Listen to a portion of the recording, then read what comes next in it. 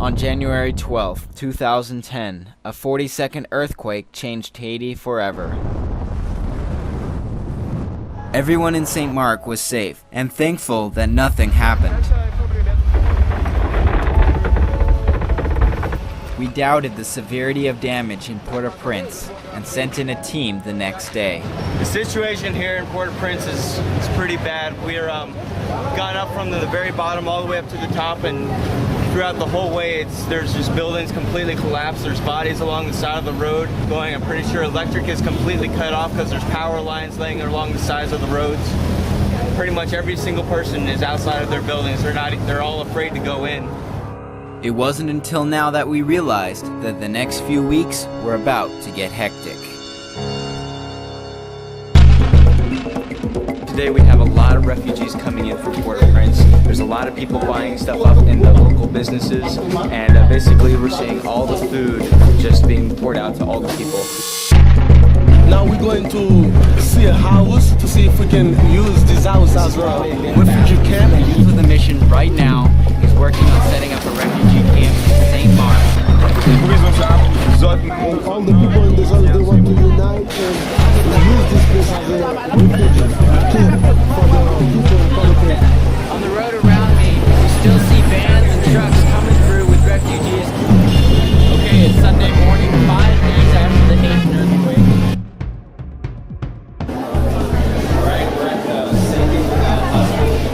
Medical decision making is called triage.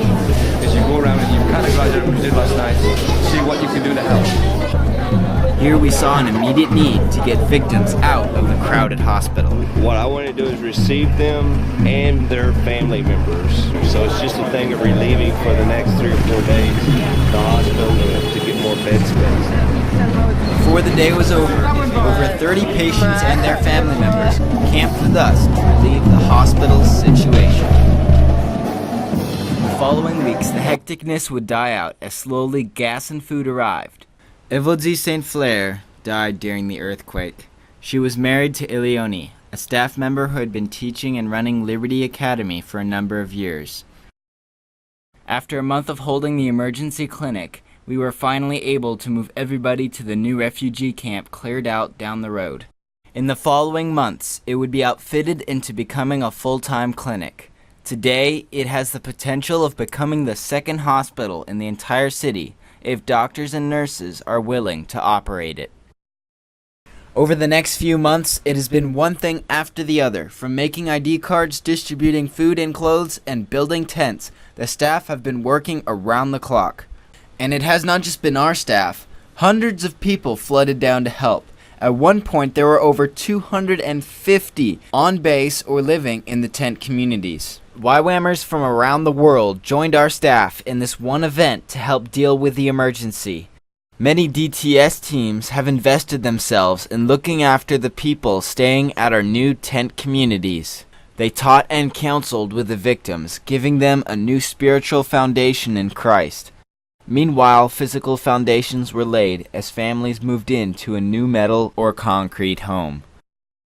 For a number of years, Peterson and Lucy were working on starting a base in Port-au-Prince. If it wasn't for the birth of their first child, they would have been living in Haiti at their rented apartment that collapsed.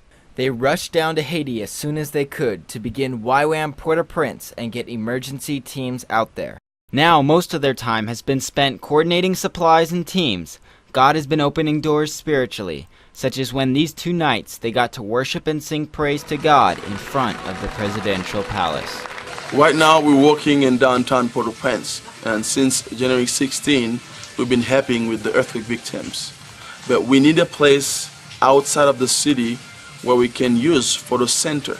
Right now, he is looking at a $4 million property up in the mountains to use as his outside base to transform youth and send them back into the city where smaller offices can coordinate outreach.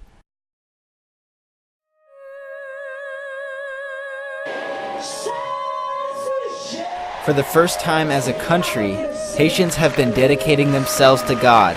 They are giving Him the thanks and glory, rather than turning to their past.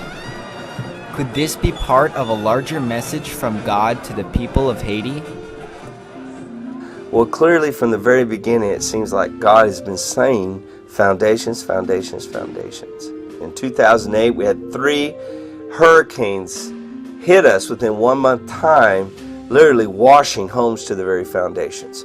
In 2004, we had a civil war, and it was divided between North and South, and dividing line was right here in St. Mark, which it was in 2004. So it's like everybody's saying, wow, we have come back into our foundation once more.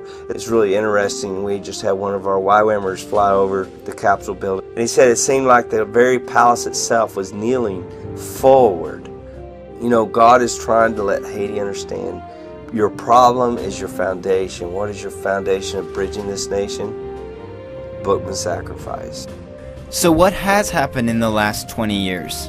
Before, they had rah-rahs, and there would be hundreds of people. Now there's 20. They still don't know if they might need to do a little spell here and there to protect their land and stuff like that.